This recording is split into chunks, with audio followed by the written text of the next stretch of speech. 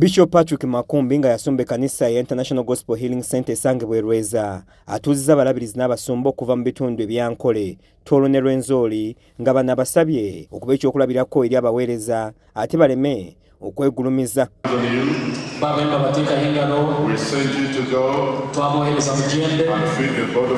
Omukolo guno gwindide ku kanisa ya Batikiddwa esangwe Mbarara esumbibwa omusumba Bishop Ibrahim Nassan Tulyamuleba.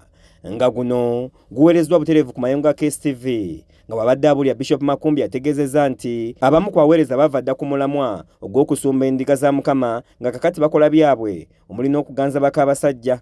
You are desiring to have a job. This job is free. But there is a process you have to go through. A bishop must have one wife. And a servant of God must live exemplary.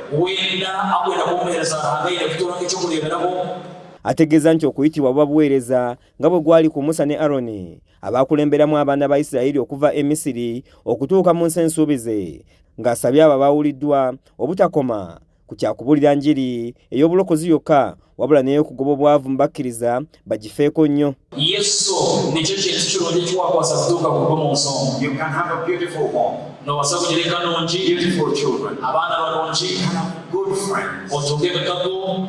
But if you don't have Jesus, you have nothing.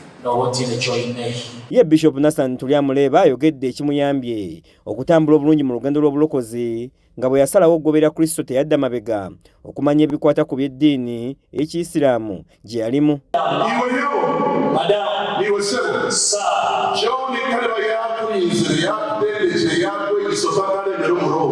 If John trains you, never you stay there. Abamu ku baawuliddwa basuubiza okuweereza okusobola okwesa Katonda ekitiibwa. Twine kuweereza Mukama n'okulwanisa obulungi tukakora tukabulwanisa akuba twine kuweereza Mukama ukagaruka ukakora. Joan Katushabe yakusakidde eggulire lino ku KSTV Agaleero.